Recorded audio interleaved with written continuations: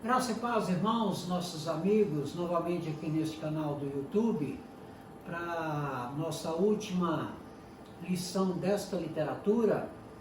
Queria te cumprimentar com a graça e a paz da parte do nosso Senhor Jesus Cristo, você, nosso irmão, nosso amigo, que nos assiste nesse canal do YouTube, e pedir a você que se inscreva e que você compartilhe, que você dê aí a sua opinião. Nós queremos dar continuidade aí à nossa literatura e te dizer que não importa de que denominação ou de que religião você seja, nossa proposta é estudarmos juntos a palavra de Deus e que nós possamos crescer na graça e no conhecimento do Senhor Jesus, continuando a nossa literatura, princípios bíblicos de liderança. E eu queria nessa manhã te dar uma palavra de ânimo. Essa palavra de ânimo eu aprendo com o salmista, né? Hoje nós de visual novo, né? Mais de 30 anos que eu não tirava a barba, né? Mas para facilitar até o uso da máscara, nós partimos para essa nova realidade aí sem barba, né? Não sei quanto tempo que eu vou dar conta, né? Que parece que está me faltando alguma coisa, mas vamos lá, né? O salmista no Salmo 21, e eu queria compartilhar com você essa palavra de esperança. Numa outra tradução, ele nos diz o seguinte: elevo meus olhos para os montes, de onde me virá o socorro? E a gente escolheu essa que é na Nova Versão Internacional, porque o verbo está inclusive no presente, e nos diz o seguinte o salmista: levanto os meus olhos para os montes e pergunto, de onde me vem o socorro? Porque nós sabemos que o nosso Deus é um Deus do presente, Ele está aí. Então, mediante todas essas dificuldades que nós temos passado aí, de enfermidade, famílias enlutadas, nós não podemos perder de vista, e o salmista nos diz isso com muita clareza, que nós não devemos temer um problema que ele seja menor do que o nosso Deus. Então te dá essa palavra de consolo, e que ela nasceu primeiro, e te dizer que ela nasceu primeiro no meu coração, que é o seguinte: levanto os meus olhos para os montes e pergunto, de onde me vem o socorro? E se você for ler aí o Salmo, você vai ver que ele mesmo responde: o meu socorro vem do Senhor que fez os céus e a terra. E aí o salmista prossegue, e eu quero te dar essa palavra de incentivo e de confiança, que Deus, Ele está no controle, né? Todas as coisas cooperam para o bem daqueles que amam a Deus e andam nos seus caminhos. Bom, a nossa última lição, né? A última, mas não menos importante, a nossa lição de número 17, né? A lei do legado ou da eficiência, aquilo que você faz com eficiência ou com eficácia, né? E na lição de número 17, nós vamos aprender a lei do legado ou eficiência. A gente vai ver o seguinte, que o valor duradouro do líder é medido pela sua sucessão, né? Em outras literaturas, outras lições que a gente já estudou, a gente também aprendeu que sucesso sem sucessor é fracasso. Então a nossa lição, ela vai focar basicamente nisso aí, na lei do legado. E aí vamos definir o que seja legado, né?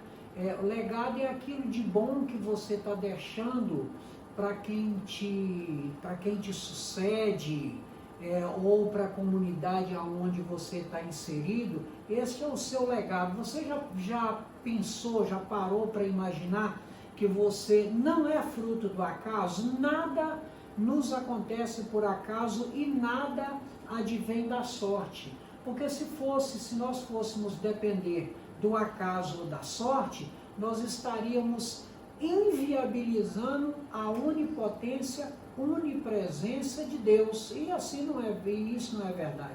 Você sabe, eu também sei, que Deus está no controle de todas as coisas. Então nada é por acaso. Se nada é por acaso, você já se perguntou, o que você está fazendo aí? Qual que é o seu legado? Né? E quando eu digo de legado, eu quero abrir um leque muito grande, para todos os níveis aonde você está inserido.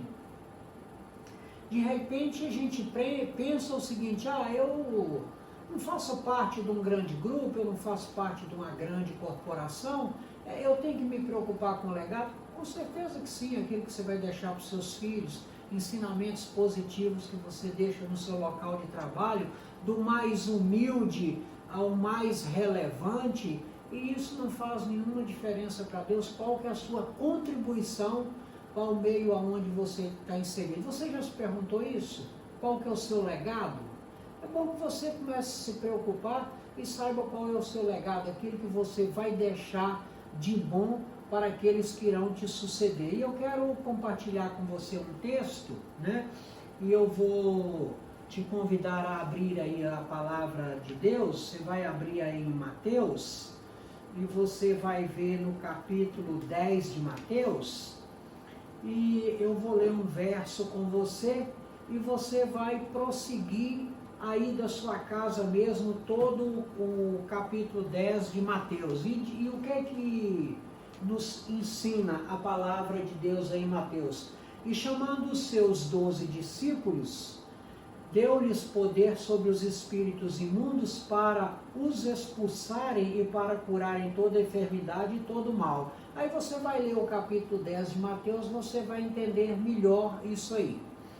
E eu queria combinar com você qual que é a nossa meta de hoje, o que eu espero que ao final da lição isso fique gravado na sua mente, na minha, de todos aqueles que estão nos assistindo. Então eu quero combinar com você essa meta e quero que você caminhe junto, né? Quando eu chamo você para você pensar comigo, na verdade eu gostaria que nós caminhássemos na mesma direção. E interessante que a gente observe um livro que eu li uma época, alguns dias atrás, algum tempo atrás, o autor disse o seguinte, que você compreende a história se você consegue que o leitor viaje com você naquela história. É isso que eu queria de você hoje, que você viajasse comigo nesse pensamento, para nós entendermos a relevância e a profundidade do legado. Então viaje comigo nesse pensamento e para que nós possamos entender qual seja a nossa meta de hoje. Olha só o que eu espero de você ao final dessa lição. Que nós possamos respeitar aqueles que vieram antes de nós. E isso é importante porque os que vieram antes de nós tiveram aí a sua contribuição, com certeza com mais adversidades, de repente enfrentaram muito mais dificuldades, e assim é isso que eu quero andar com você nesse caminho, né? Aí também eu queria o seguinte, que a gente aprendesse, né, a valorizar o que foi feito de bom e deixado por aqueles que nos sucederam, né? Que nós pudéssemos dar continuidade às coisas boas produzidas pelos que vieram antes de nós, e que a gente tivesse a capacidade de agir com ética e respeito com relação aos seus antecessores.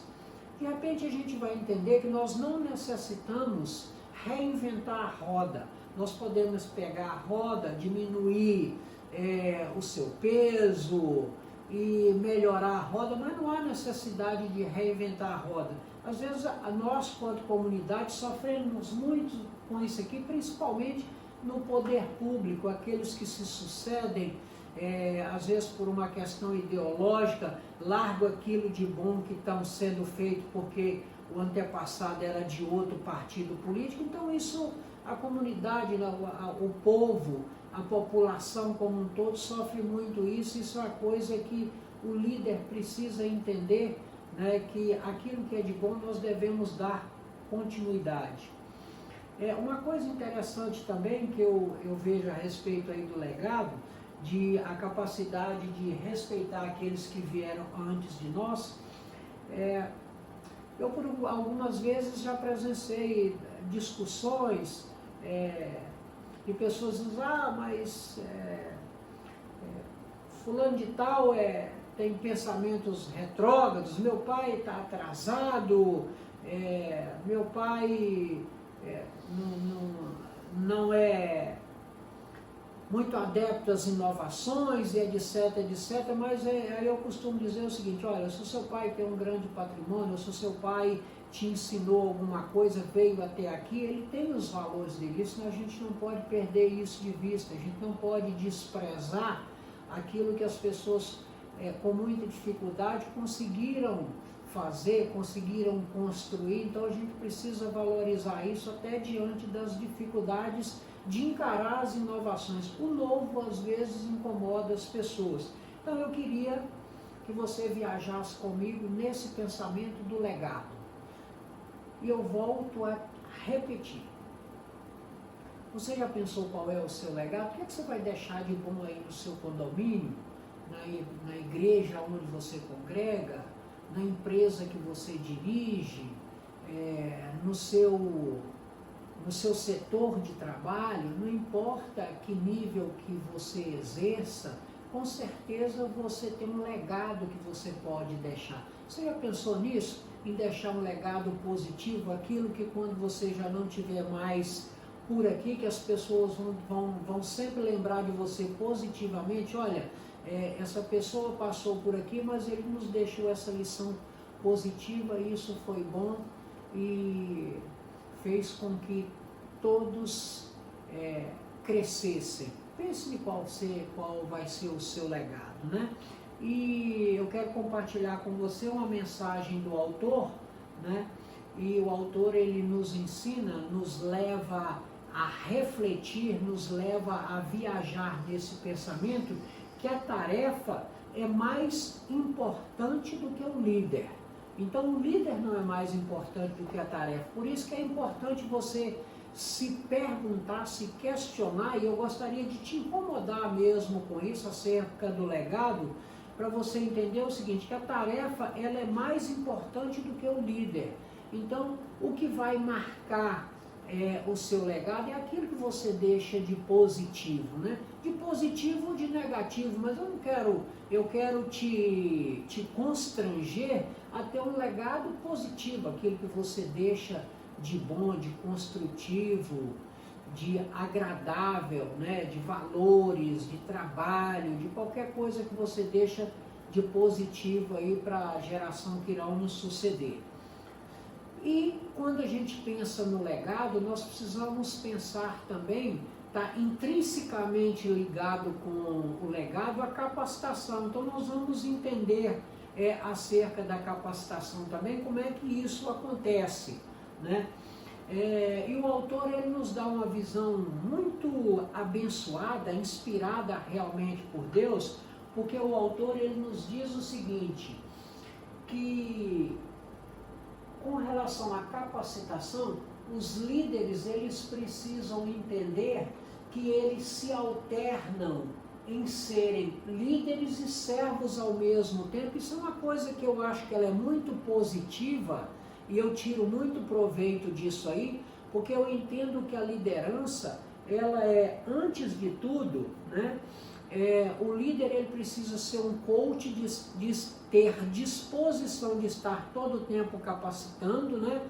E mais importante do que isso, ele precisa se colocar na posição de servo, porque é o seguinte, o líder, eu costumo dizer que o líder nada mais é do que um almoxerifado, é um local onde estão depositados todos os recursos. Então você precisa, para que você tenha um bom desempenho da equipe, o líder precisa ser um provedor, ele precisa estar fornecendo capacitação, ele precisa estar fornecendo material, ele precisa estar fornecendo orientação. Então o líder, ele se alterna na posição de líder e de servo, e se nós arremetermos isso para a igreja e para a palavra de Deus, mais claro ainda isso vai aparecer, porque nós vamos aprender com o próprio Jesus, que está lá no texto de Marcos, que a essência de tudo é servir. Então não importa se você vai receber os méritos, importa é que a equipe alcance o objetivo. Vamos entender isso melhor. O líder verdadeiro, eles capacitam a equipe para uma meta comum. A meta não é a meta do líder. O líder precisa saber vender o seu objetivo e colocar as pessoas que trabalhem com o mesmo objetivo. A essência da liderança é: quanto maior será o sucesso do líder, quanto mais ele conseguir realizar os seus projetos através de pessoas.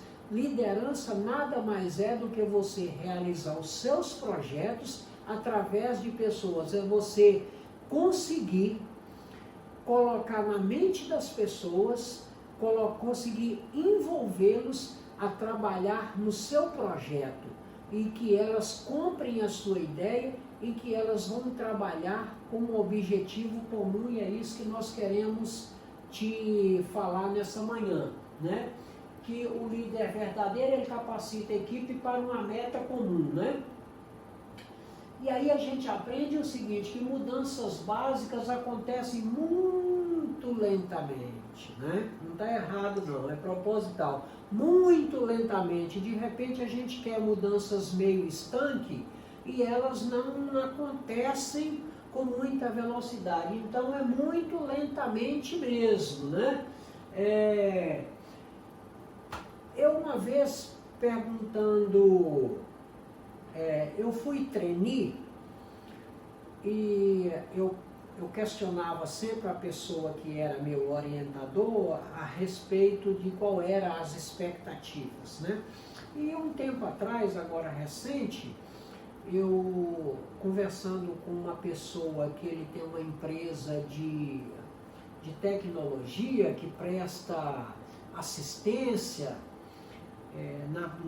para o agronegócio, ele tem uma empresa, e eu perguntei a esse meu amigo, ele contrata muito trainee, eu perguntei: quanto tempo você considera que os seus trainees estão prontos? Ele me disse: olha, no mínimo 4 anos.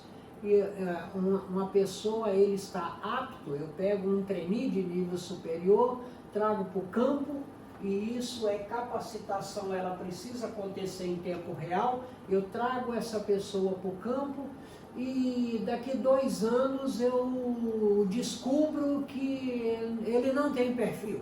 Aí eu tenho que conversar com outro. Mas quando eu acerto numa pessoa que ele tem perfil, é no mínimo 4 a 5 anos para ele ficar pronto. Então, a nossa vida, aí qual a lição que eu tiro disso? A nossa vida é um eterno treinar.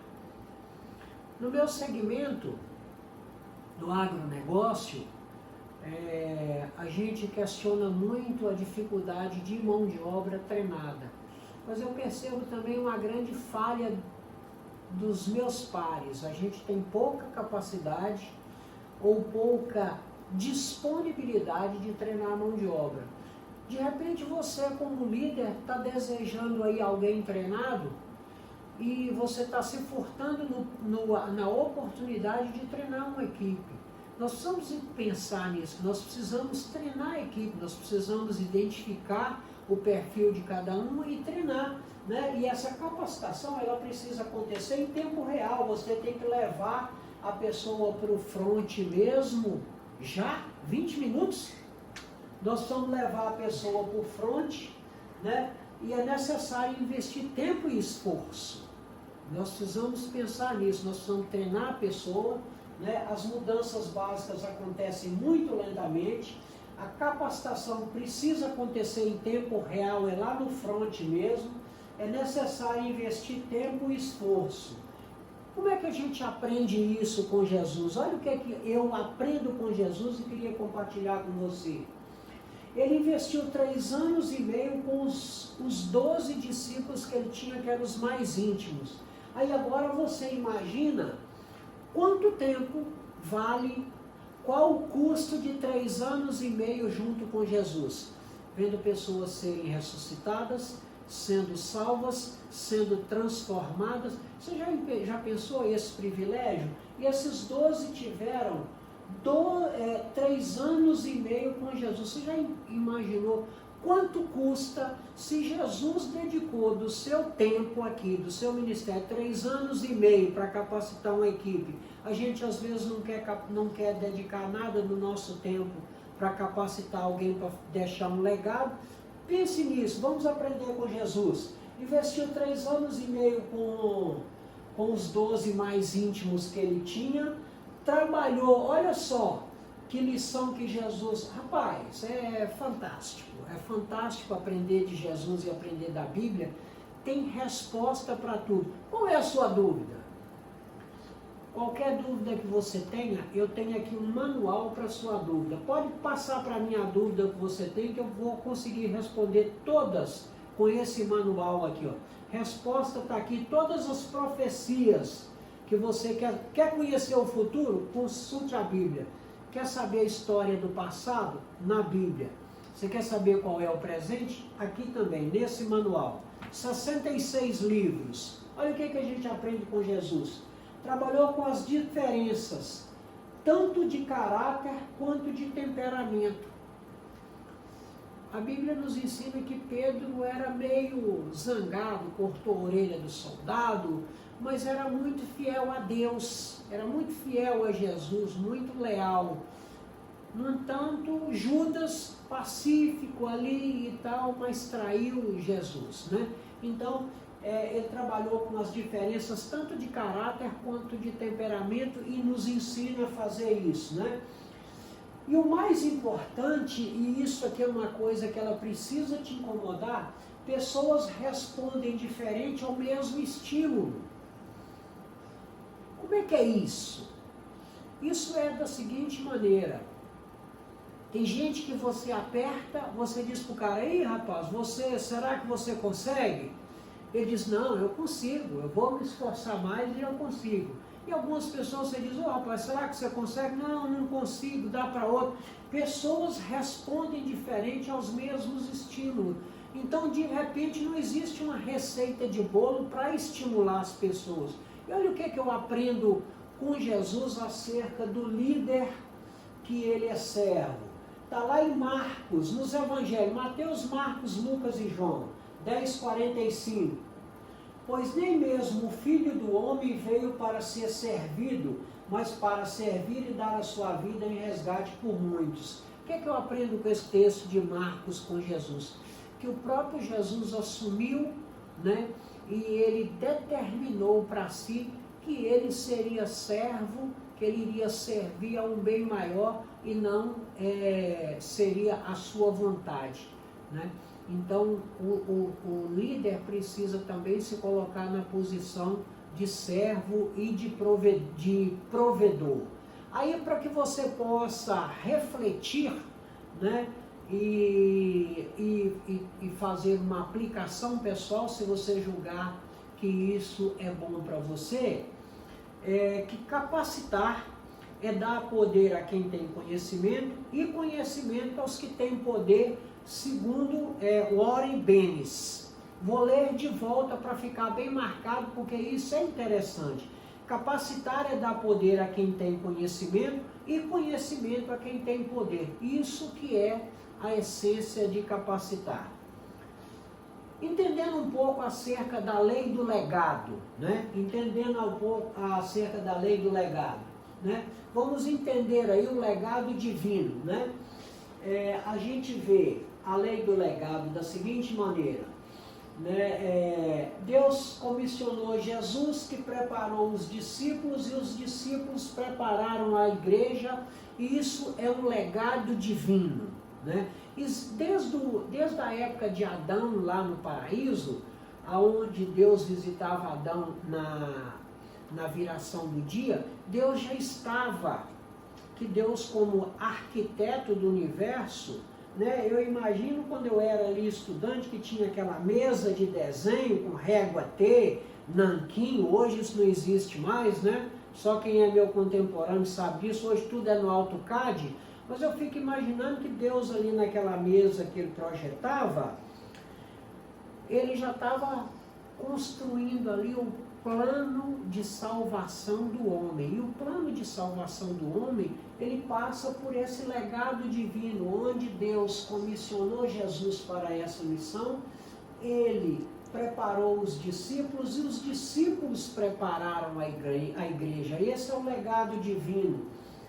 Como é que é a ação da Santíssima Trindade aí? Aí, Santíssima Trindade, aí nós entendemos como a Santíssima Trindade, a triunidade, Deus Pai, acompanhem comigo, Deus Pai, Deus Filho e Deus Espírito Santo, né? Então, olha só, para entendermos melhor a Trindade, o Pai delegou autoridade ao Filho, que é Deus delegando autoridade a Jesus, que delegou autoridade aos discípulos lá na grande comissão. Nós vamos Mateus 28, ide por todo mundo e pregai o Evangelho e batizai as pessoas, aquele que crer será salvo. Então, é a grande comissão que delegou isso aos discípulos. E o Espírito delegou à igreja na descida do Espírito em Pentecostes, e o próprio Jesus disse o seguinte: eu vou, mas vos enviarei o Consolador. E o Consolador, que ele estava se referindo ao Espírito Santo, ele vos convencerá do pecado, da justiça e do juízo. Entendendo a lei do legado na Santíssima Trindade ainda. Olha só, vamos entender isso melhor e vamos fundamentar na palavra, vamos fundamentar na Bíblia. Os atributos de Deus confiados a Jesus. Aí a gente recorre a João. João, no capítulo 1, ele nos diz o seguinte: no princípio era o Verbo, e o Verbo estava com Deus, e o Verbo era Deus, né? Então, aí a gente percebe a Trindade junto. Jesus recebeu essa missão do Pai, e Jesus confiou essa mesma missão aos discípulos, e nós vamos fundamentar pela palavra lá em Mateus, no capítulo 28, verso 18, que nos diz o seguinte: foi-me dado toda a autoridade no céu e na terra, portanto, vão, façam discípulos de todas as nações, batizando-os em nome do Pai, do Filho e do Espírito Santo. E aí, os discípulos saíram e fizeram isso, né? Os discípulos fizeram isso e ensinaram as pessoas, e surgiu a igreja do primeiro século, e logo em seguida a descida do Espírito Santo, onde o próprio Jesus prometeu que ele iria, né, para o céu, mas que ele não iria nos deixar órfãos, que ele iria deixar o Consolador, né? E aí nós aprendemos isso com Lucas, o evangelista Lucas, que nos diz lá no capítulo 24, no verso 49, e eis que sobre vós envio a promessa de meu Pai. Ficai, porém, na cidade de Jerusalém, até que do alto serás revestido de poder. Aí nós temos a história da igreja primitiva, contada lá em Atos dos Apóstolos, né? Que naquele dia, no dia de Pentecostes, aonde Pedro... E aí eu quero fazer um parêntese, a Milena está aqui me cobrando o horário, mas eu quero fazer um apêndice para poder dizer para você o seguinte: falar de Pentecostes, né? O que eu aprendo com Deus? Todas essas ferramentas de administração que a gente vê hoje, de pós-doutorado, não sei o que, matemática aplicada, tudo isso está na Bíblia. Todas essas pessoas aprenderam na Bíblia. Olha o que eu aprendo com a objetividade do nosso Deus, a objetividade de Jesus. Ele aproveitava os momentos tradicionais, as festas, a mobilização, e ele agia com as causas naturais. E o dia de Pentecostes não foi diferente, que era uma festa que comemorava as colheitas, e nesse dia aonde haviam 20 e tantas nações juntas, Pedro discursou, e foi o dia que desceu o Espírito Santo, e 3.000 se converteram, e o mais interessante aí é o seguinte, que eles se questionavam, como é que nós, não é ele Galileu? Como é que nós estamos o ouvindo na língua em que fomos nascidos, né? Então ali a gente percebe que o Espírito de Deus, para que não houvesse, porque no Espírito de Deus não há contenda nem dúvida, o Espírito de Deus, ele traduziu aquela mensagem de Pedro na linguagem natal de cada um ouviu a mensagem de Deus na língua em que foi nascido, e o resultado disso aí foi 3.000 conversões naquele dia, no dia de Pentecostes, né?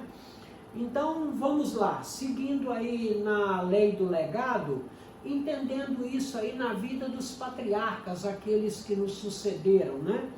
O que foi a vida o legado na vida dos patriarcas que a Bíblia nos ensina? Nós temos aqui 3 exemplos, Moisés, Elias e Paulo. A história nos ensina que Josué e Caleb foram os únicos que desde a travessia do Mar Vermelho continuaram ali com Moisés, e Josué quem foi incumbido por Deus de levar o povo à travessia do Jordão. E aí a gente vê o seguinte, que Josué, né, foi quem, após a morte de Moisés, Josué continuou liderando o povo, atravessou o Jordão e levou o povo a conquistar a terra prometida, e em determinado momento o povo cocheava em 2 pensamentos, na idolatria e servir a Deus, até que aquela mensagem poderosa, que é o texto muito conhecido de Josué, onde o Josué chama o povo a razoar, olha, nesse momento escolhei vós a quem servais, se aos deuses dos amorreus ou do povo idólatra da terra, ou ao nosso Deus, o Deus dos antepassados. E ele termina dizendo o seguinte, eu e a minha casa serviremos ao Senhor. Então deixou um legado muito positivo, está lá no livro de Josué, capítulo 1, verso 1 em diante. Elias, né? Elias fantástico, enfrentou os profetas de Baal e toda a história de Elias que nós bem conhecemos, né? Elias preparou o seu sucessor, né? Eliseu, que era o sucessor de Elias, ele disse, olha, quando você for, eu quero porção dobrada do seu espírito. Elias disse, se por acaso você conseguir ver o momento que eu sair, você vai ser atendido. E quando uma carruagem de fogo levou Elias, Elias jogou sobre Eliseu a sua capa, e ele teve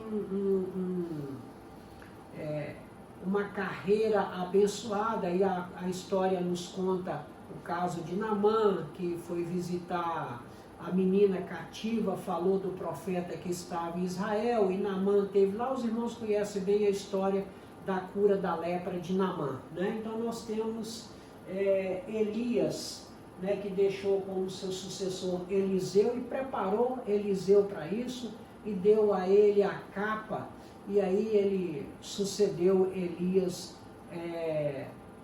no seu legado. Nós vemos Paulo, né?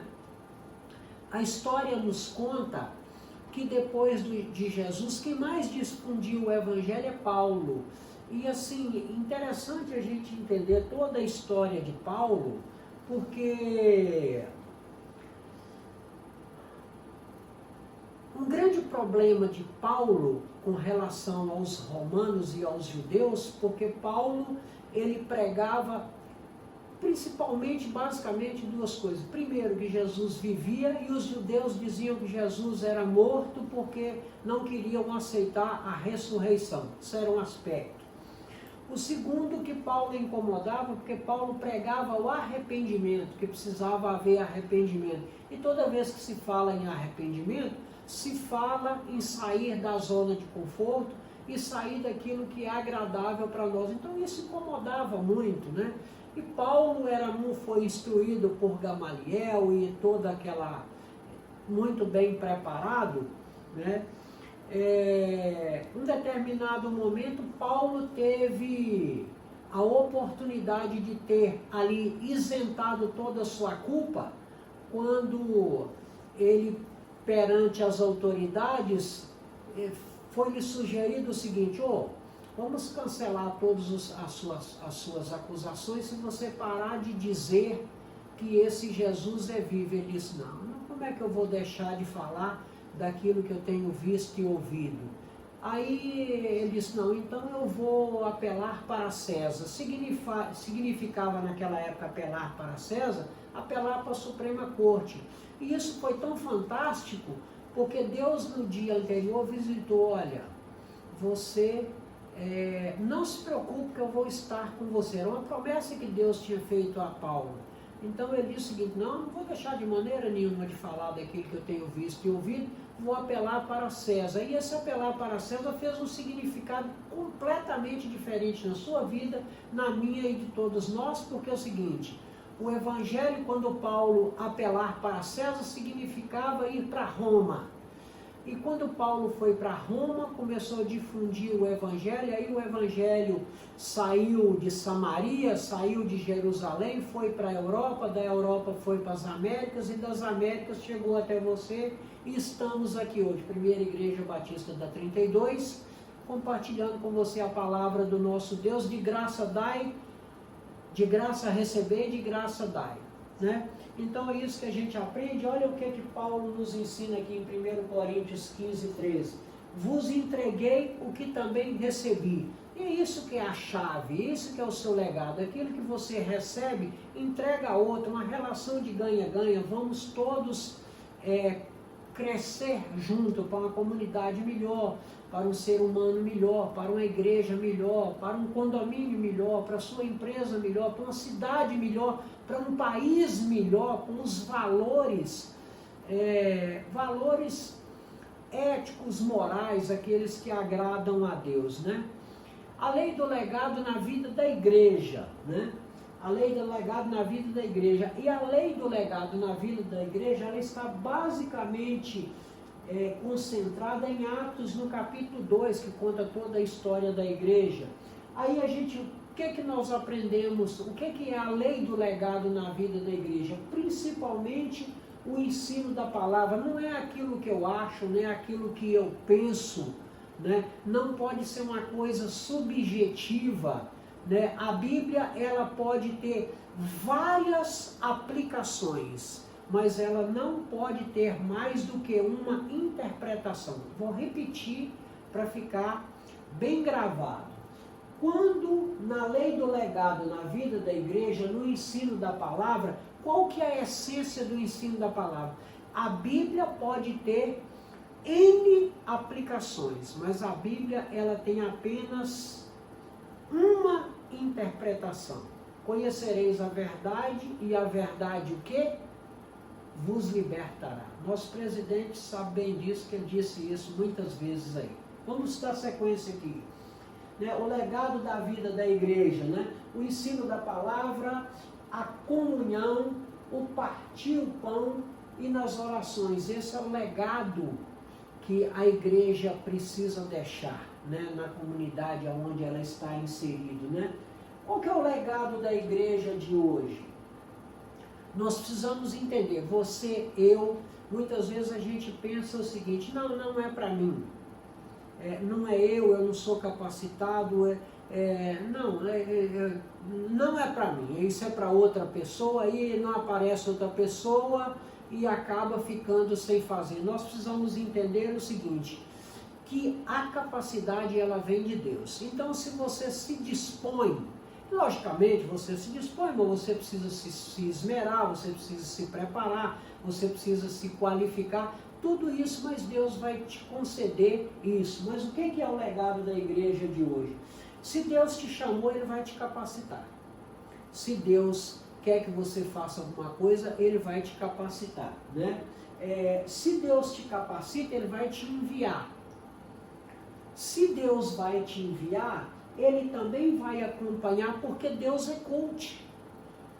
Deus é tremendo, Deus é poder. Ele capacita, Ele envia e Ele acompanha. Ele vai te orientar, Ele vai colocar a palavra correta na sua boca, porque quando às vezes eu fico ali imaginando ao longo de toda essa lição e tentando dizer o que eu vou falar, que comentário eu vou fazer. E às vezes eu planejo, chego aqui, eu falo coisas completamente diferentes, porque a ação do Espírito é que nos impele a falar aquilo. Então Deus é quem capacita, esse mérito não é meu, um dom espiritual é algo que ele não é seu, não é meu. O Espírito capacita aquele a quem Ele quer que conclua, que faça a obra, né? Então, todo o mérito, ele é de Deus, ele não é nosso, nós somos simplesmente instrumentos. Glória a Deus por isso, na possibilidade de você ser instrumento. Seja instrumento também nas mãos de Deus, né? Para sua reflexão e aplicação pessoal, né? Nós já estamos chegando aí ao final. Para sua reflexão e aplicação pessoal, o valor final de um líder é medido pela sua sucessão. O valor final do líder é medido pela sua sucessão. Claro que o sucessor precisa ter o perfil, ele precisa ser treinado nesse perfil, ele precisa ser qualificado, mas o valor final de um líder é medido pela sua sucessão. Como é que isso pode se dar? Decidir antecipadamente o que quer entregar como legado. Qual é o seu legado? O que é que você quer entregar? Você já decidiu qual é o seu legado? O que é que você quer entregar? Você precisa iniciar esse processo quanto antes. Lá atrás nós dissemos que isso é muito lento. Então você já precisa começar, né? Você precisa conhecer a meta para cada pessoa. Tem pessoas mais arrojada, outras menos, com capacidade de desenvolver, realizar um maior número de tarefas do que outro, conhecer a meta para cada pessoa. E você precisa preparar-se para passar o bastão. Eu li numa revista algum tempo atrás que as grandes fortunas no Brasil, elas estavam mudando de mão, porque as grandes empresas familiares, grandes empresas do Brasil, tinham dificuldade de sucessão. E isso, quando os patriarcas deixavam o controle, aquilo se dividia e aquilo estava mudando de mão. Então é uma coisa que nós precisamos pensar na sucessão, no legado, se você tem investido, quanto tempo você tem investido nisso aí. E nós estamos chegando ao final dessa literatura, onde nós temos aprendido os princípios bíblicos da liderança. Eu espero que essa literatura ela tenha te abençoado, né, como ela nos abençoou, e eu espero também que você tenha crescido na fé ao longo desse trabalho. Nós estamos chegando ao final dessa literatura e nós apresentamos a opção de escolher a nossa próxima literatura. A gente criou um link lá no Google e a gente disponibilizou 4 opções e a gente está mostrando esse gráfico aqui. Isaías para hoje, ao todo nós tivemos 47 respostas. Eu esperava aí 300, né, porque eu tenho o olho grande, mas 47 pessoas opinaram e ficou da seguinte maneira. Aqui seria o Vivendo o Amor de Deus, que é o Evangelho de João, né? O verdinho aqui é o Sermão do Monte. Esse aqui é Isaías para hoje e a preferência com 42,6% é Princípios Bíblicos da Família. Nós tivemos um total de 47 votos, né? Nos Princípios Bíblicos da Família, nós vamos estudar a partir do próximo domingo, né, alguns assuntos muito interessantes. É o seguinte, você vai entender que a família é um projeto de Deus, não é um projeto de Deus, é o projeto de Deus, né? Você vai aprender qual é o papel de cada um, né? Você vai entender também a arte de continuar casado, porque continuar casado é uma arte, entre outros assuntos. Nós vamos estudar aí 17 lições e nos fundamentos bíblicos da família. Você que porventura não assiste conosco lá na PIB da Nova Marabá e você deseja obter essa literatura para estudar conosco, mande um recado no Google. Se você tem o meu número, me ligue, eu vou providenciar uma literatura e vou te dar com a maior alegria do meu coração para você continuar estudando conosco, ou neste canal ou no nosso tempo. Estamos chegando ao final.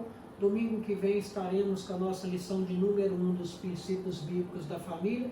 Espero que Deus esteja conosco, nos abençoando como Ele tem feito todos os dias. Tenha um dia abençoado na presença do Senhor.